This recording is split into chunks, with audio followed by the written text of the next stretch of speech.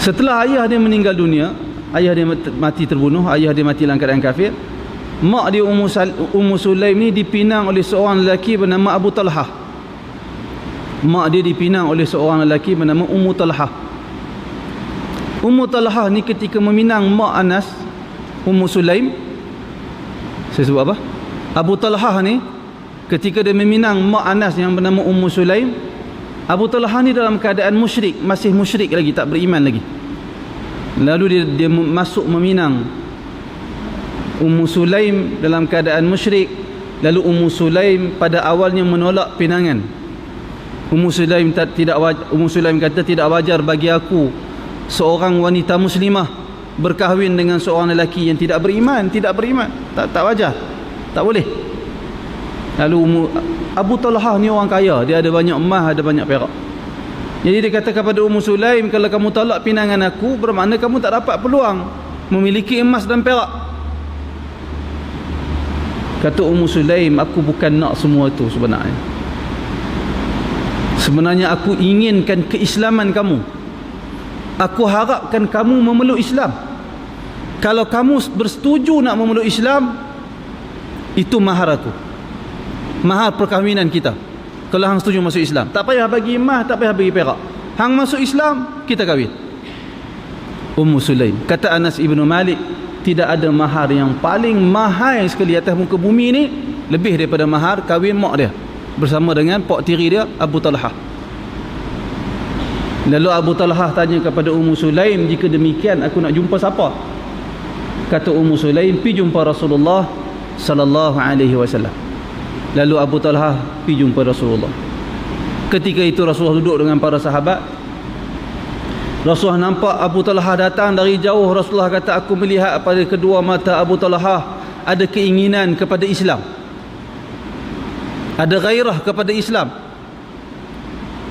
Kemudian Abu Talhah sampai, ternyata Abu Talhah nak memeluk Islam. Dia menceritakan kepada Nabi apa yang berlaku, dialog di antara dia dengan Ummu Sulaim. Lalu Rasulullah sallallahu alaihi wasallam mengislamkan Abu Talhah. Kalau barangkali dalam masyarakat kita, dia tanya dulu kat orang tu, hang nak masuk Islam ni pasal apa? Nak menikah ke atau pasal apa? Kalau hang masuk Islam nak menikah, hang tak boleh menikah, hang tak boleh masuk Islam. Boleh kita buat macam tu? Mana kita tahu dia masuk Islam tu nak menikah ke kerana nak masuk Islam? Dia kata dia nak masuk Islam, kita teranglah kewajipan-kewajipan bagi seorang Muslim. Bukan kita dok tanya nak selidik dia. Kita yang tanya kat dia tu, kita ni pasti ke dalam setiap perkara dalam agama ni kita ikhlas? Kita pun saat-saat ikhlas, saat-saat tak ikhlas. Tiba-tiba orang nak masuk Islam, mesti kena ikhlas. Iya betul, kita tak nafikan. Tetapi kenapa tidak gunakan kesempatan itu untuk kita berdakwah kepada dia? Masuk Islam, Masya Allah, silakan. Ada orang disebabkan dia tengok kebaikan Islam, asalnya dia masuk Islam bukan ikhlas pun, tetapi dia tengok kebaikan yang ada di dalam Islam, kebaikan yang dilakukan oleh penganut Islam, dia jadi ikhlas, dia jadi baik, orang Islam yang baik. Jadi sepatutnya kita menggunakan kesempatan itu untuk berdakwah kepada dia. Demikianlah yang dilakukan oleh Rasulullah sallallahu alaihi wasallam. Rasulullah mengislamkan Abu Talhah. Kemudian berkahwinlah Abu Talhah dengan mak Anas, iaitulah Ummu Sulaim. Dan Abu Talhah ternyata setelah dia memeluk Islam, wa hasuna islamuhu, dia jadi orang yang pegang kuat dengan ajaran Islam. Sehingga dinyatakan di dalam hadis, Abu Talhah setelah dia berkahwin dengan Ummu Sulaim, selalu dia pergi ke masjid menunaikan salat berjamaah bersama dengan Nabi sallallahu alaihi wasallam, dan dia tidak balik melainkan setelah matahari meninggi, duduk bersama dengan Rasulullah. Pergi masjid, duduk dengan Rasulullah, bergaul dengan Rasulullah, belajar agama dengan Rasulullah, Abu Talhah ni. Sehinggalah satu ketika dia dikurniakan anak lelaki dengan Ummu Sulaim ni. Dia dikurniakan anak lelaki, dan Ummu Sulaim bagi tahu Abu Talhah sangat sayang kepada anak dia ni. Biasa tuan-tuan kan, kita mesti sayang kepada anak kita. Satu hari anak Abu Talhah ni sakit, jatuh sakit. Abu Talhah seperti mana biasa, setiap kali waktu salat dia pergi ke masjid bersama dengan Nabi.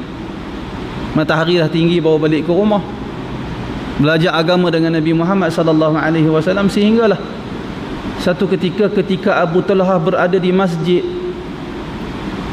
anak Abu Talhah ni meninggal dunia. Ketika tu malam hari, Abu Talhah tak tahu. Lalu selepas salat Isya, Abu Talhah ni balik ke rumah. Pada malam tu dia balik dengan dia bawa kawan-kawan dari masjid. Macam kita lah, kadang-kadang ada duit lebih sikit, kita panggil kawan-kawan di masjid, jom pergi rumah, aku buat jamuan sikit, buat kenduri sikit. Macam itulah Abu Talhah, dia bawa kawan-kawan dia dari masjid, sahabat Nabi kesemuanya, balik ke rumah. Sedangkan di rumah dia ada siapa? Ada jenazah anak dia. Ummu Sulaim ni diselimut, dia letak jenazah anak dia tu di penjuru rumah, diselimut. Abu Talhah balik, tak tahu anak dia meninggal. Dia balik, dia tanya kat isteri dia, macam mana anak kita? Ummu Sulaim kata, anak kita sedang beristirahat, biar apilah dia istirahat. Sedangkan dia telah meninggal dunia. Rehat lah tu, orang meninggal rehat kan. Dia sedang berehat. Tak apa. Bila Abu Talhah buat balik bersama kawan-kawan dia, Ummu Sulaim buat apa?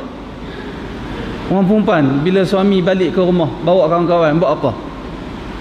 Dah tentulah kita jamu mereka, kita beri makan kepada mereka, betul tak? Mereka tetamu, beri makan.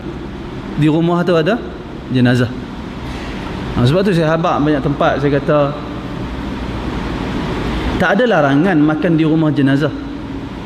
Tak ada larangan. Yang dilarang buat kenduri sempena jenazah, itu tak boleh.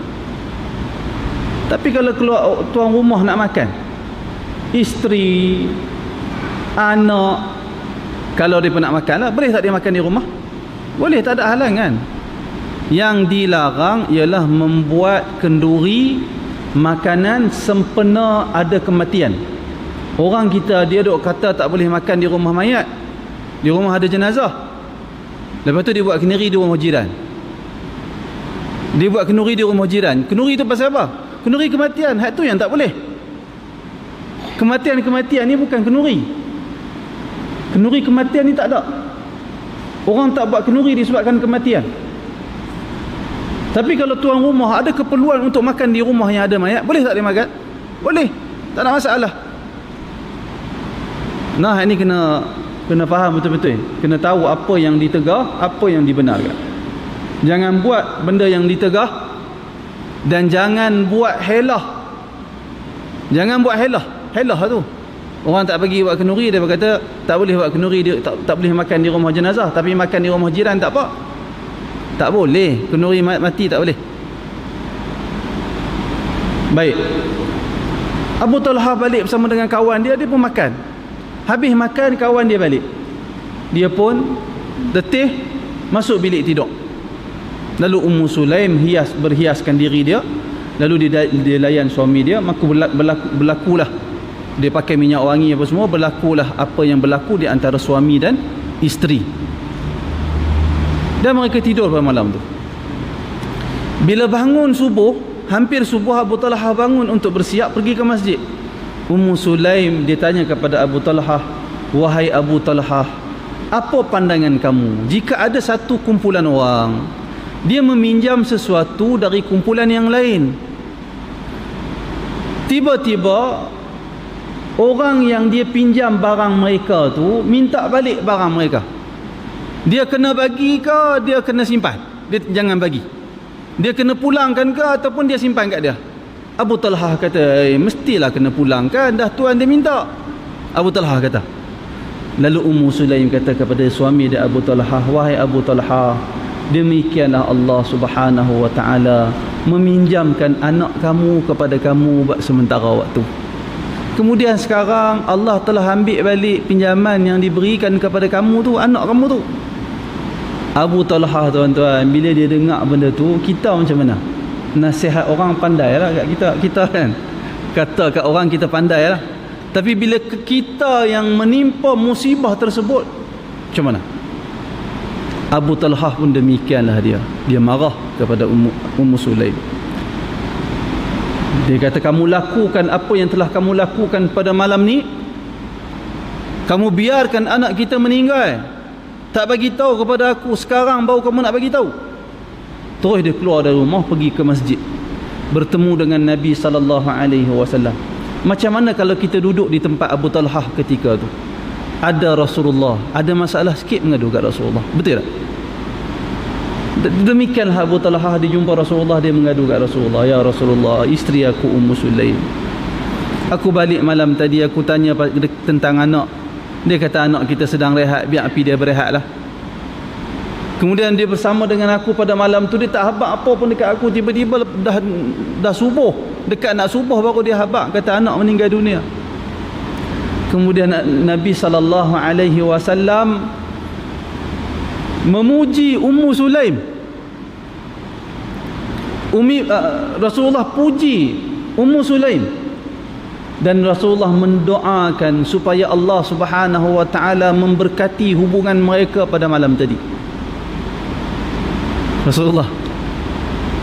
Dan ternyata hubungan itu menghasilkan anak. Panjang cerita tu, sehinggalah Ummu Sulaim dia keluar. Abu Talhah ni bila Rasulullah bermusafir, dia ikut sekali Rasulullah, punya sayang dia dekat Rasulullah. Bila Rasulullah dalam permusafiran, Rasulullah singgah di satu tempat, dia akan singgah ikut Rasulullah. Rasulullah bergerak dari tempat persinggahan tersebut, dia pun ikut sekali Rasulullah, Abu Talhah ni. Sehinggalah satu permusafiran, dia ikut Rasulullah, dia bawa sekali isteri dia Ummu Sulaim. Ketika itu Ummu Sulaim mengandung anak hak dia buat hubungan tu, yang Rasulullah mendoakan keberkatan dengan hubungan tersebut. Ketika itu Ummu Sulaim mengandung anak tu. Waktu nak balik dari musafir tu, Rasulullah singgah di satu tempat sebelum sampai di Madinah. Abu Talhah dengan Ummu Sulaim pun singgah sekali. Ummu Sulaim bagi tahu ketika singgah di tempat persinggahan tersebut, tiba-tiba datang sakit nak bersalin. Ummu Sulaim kata, aku rasa macam nak bersalin. Kemudian Abu Talhah kata, pakai dah. Kalau kamu bersalin di sini menyebabkan kita akan tertinggal, Rasulullah akan tinggalkan kita. Kita akan duduk di sinilah sekejap sampai selesai urusan bersalin ni. Kita tak bolehlah bersama dengan Rasulullah. Lalu Abu Talhah ni dia doa, dia kata dia berdoa kepada Allah Ta'ala, ya Allah, bagilah aku boleh keluar dari tempat ni bersama dengan Rasulullah, aku tidak ditinggalkan oleh Rasulullah. Tuan-tuan, habis Abu Talhah berdoa, Ummu Sulaim panggil Abu Talhah, kalau orang kita dipanggil abang lah, abang, hilang pula rasa sakit nak bersalin, hilang rasa sakit tuan-tuan. Sehinggalah lalu Abu Talhah gembira, dia seronok, sehinggalah mereka dapat masuk ke Madinah bersama dengan Rasulullah sallallahu alaihi wasallam. Kata Ummu Sulaim, bila sampai saja di Madinah, sampai di rumah kami, sebelum sampai di rumah, Rasulullah bagi tahu kepada Ummu Sulaim, jika kamu melahirkan anak ni, bawa jumpa aku. Lahir anak ni, bawa jumpa aku, Rasulullah kata. Lalu Ummu Sulaim pun sampai di Madinah, elok sampai di Madinah, datang lagi sekali sakit nak bersalin. Kata Ummu Sulaim, kali ini memang bersalin sungguh. Lalu malam tu Ummu Sulaim melahirkan anak dia, anak adik kepada Anas ibn Malik. Tapi waktu malam tuan-tuan, baru balik dari permusafiran. Jadi Ummu Sulaim ni dia tak sukalah ganggu Rasulullah, sedangkan Rasulullah suruh bawa anak ni kepada Rasulullah. Nampak tak? Lalu Ummu Sulaim ni tuan-tuan, dalam hadis dinyatakan semalaman dia tak bagi anak dia susu.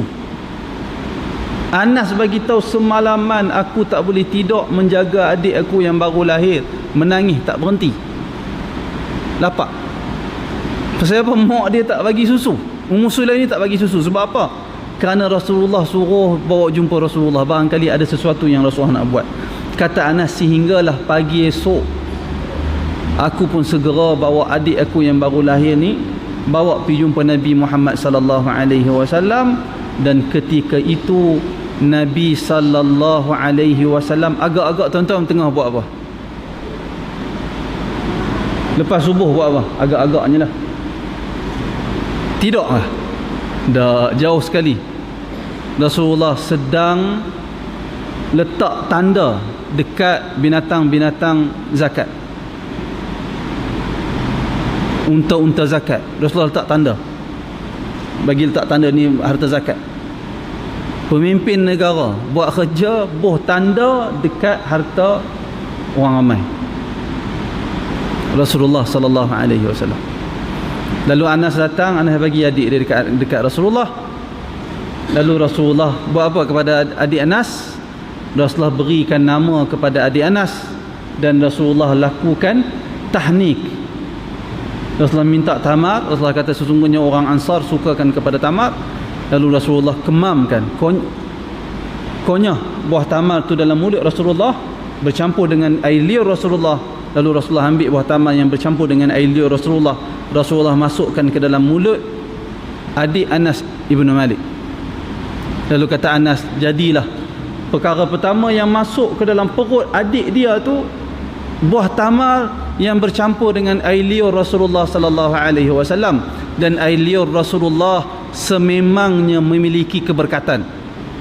Ada keberkatan. Kerana itu kita ada tahnik. Kita ada tahnik. Kita bila ada budak anak kita baru lahir, tapi tahnik ni tuan-tuan, ada pandangan ulama yang berbagai lah. Sebahagian para ulama berpandangan tahnik ni untuk campur dengan air liur tu hanya Rasulullah sallallahu alaihi wasallam. Disebabkan air liur Rasulullah ada berkat, manakala air liur kita tak ada berkat. Sekalipun dia ustaz, air liur tak ada berkat. Tak ada berkat. Air liur ustaz sama dengan air liur tak ustaz. Cuma beza barangkali tak ustaz tu isap rokok. Ustaz tak isap rokok. Tapi kalau ustaz pun isap rokok, Allah malu lah. Tak payah jadi ustaz lah kalau ustaz pun isap rokok. Takkan kita nak pergi bawa tahnik anak kita dekat ustaz yang isap rokok, digigit buah tamar bekas rokok yang ada dalam mulut dia tu, nikotin lah apa semua. Lepas tu dia masuk dalam mulut anak kita. Sanggup tuan-tuan? Jangan. Pilih orang kalau nak bagi buat tahnik ni. Sebahagian para ulama suruh pilih orang-orang saleh, kita nampak dia orang baik, kita suruh dia buat tahnik, tak ada masalah. Tetapi bukanlah semestinya kena orang saleh yang buat. Kita buat sendiri pun boleh. Kita ayah kepada anak kita tu, kita buat sendiri tahnik, boleh tak? Boleh. Ayah kita ada, ayah kita pula orang masjid, mertua kita ada, mertua kita pun orang masjid, orang baik, suruh dia buat. Cari air zam-zam, cari buah tamar, lenyekkan air zam-zam dengan buah tamar tu, suap ke dalam mulut anak kita, kerana mengikuti contoh yang dilakukan oleh Nabi Muhammad sallallahu alaihi wasallam. Itu sedikit tentang pengenalan kepada sahabat yang meriwayatkan hadis ni, iaitulah Anas ibnu Malik radhiyallahu anhu. Anas ibnu Malik ni ada Nabi sallallahu alaihi wasallam pernah bersama dengan beberapa sahabat, antaranya Abu Bakar dan beberapa sahabat yang lain, datang ke rumah mak dia, Ummu Sulaim. Kerana Ummu Sulaim minta Rasulullah datang ke rumah untuk barangkali kita boleh kata untuk Rasulullah macam merasmikan lah, tapi taklah merasmikan macam hari ni. Maksudnya Ummu Sulaim dia buat di rumah dia tu satu tempat untuk dijadikan musalla, tempat dia tunaikan salat di rumah dia tu. Lalu Ummu Sulaim dia panggil Rasulullah untuk solat di tempat tu. Rasulullah datang dengan para sahabat dan Rasulullah menunaikan salat di musalla Ummu Sulaim berjamaah bersama dengan para sahabat. Salat sunat berjamaah. Kemudian setelah salat, Ummu Sulaim datang kepada Nabi. Ummu Sulaim kata kepada Nabi Muhammad, "Ya Rasulullah, hadza khuwaidamuk." Wahai Rasulullah, ni jangan lupa ni khadam kecil kamu ni. Siapa dia? Anas ibnu Malik. Lalu Rasulullah mengangkat tangan dan berdoakan untuk kebaikan untuk Anas ibnu Malik. Antara doa yang Rasulullah bacakan iaitulah Allahumma akthir malahu wa waladah wa barik lahu fi ma a'taitah. Allahumma akthir malahu wa waladah wa barik lahu fi ma a'taitah. Ya Allah, perbanyakkanlah harta Anas dan perbanyakkanlah juga anak Anas Maknanya kita tuan-tuan boleh tak doa minta harta? Berdasarkan hadis ni boleh ke tak boleh? Boleh. Kalau tak boleh, bagaimana Rasulullah mendoakan Anas supaya dikurniakan harta? Jadi kita doalah dengan doa ni. Antaranya kita doakan untuk diri kita sendiri, dan kita doakan juga untuk anak-anak kita. Betul tak tuan-tuan? Atau tuan-tuan tak pernah doa untuk anak ni bagi ada harta kat mereka? Pernah tak? Harta tu untuk kita je, kat anak biar pergi mereka lah nak menjadi miskin ke apa. Tak. Orang Islam mendoakan Allah Subhanahu Wa Ta'ala mengurniakan segala kebaikan dan kelebihan kepada anak dia. Doa, Allahumma akthir malahu wa waladah. Dan doakan juga supaya Allah Ta'ala perbanyakkan zuriat kita, cucu kita. Lepas cucu apa? Cicit kita bagi banyak. Cuba tuan-tuan bayangkan, dari kita dapat anak kita dapat anak dia jadi cucu kita, cicit kita. Dari kita ni akan melahirkan orang-orang yang mentauhidkan Allah. Kita akan memperbanyakkan umat Nabi Muhammad sallallahu alaihi wasallam. Di dalam hadis Nabi sallallahu alaihi wasallam suruh kita kahwin dengan orang perempuan yang boleh bersalin. Fa inni, kata Nabi sallallahu alaihi wasallam, sesungguhnya aku, fa inni mukathirum bikumul umam yaumal qiyamah, sesungguhnya aku rasa bangga dengan banyaknya umat di hari akhirat kelak. Nabi berbangga dengan umat dia banyak. Antaranya kita yang memperbanyakkan umat Nabi Muhammad sallallahu alaihi wasallam dapat pahala tuan-tuan. Dapat pahala. Itu antara benda yang boleh kita lakukan dalam hidup ni, iaitulah berusaha memastikan anak kita mengamalkan agama. Bila dia mengamalkan agama, cucu kita pun akan jadi orang yang mengamalkan agama.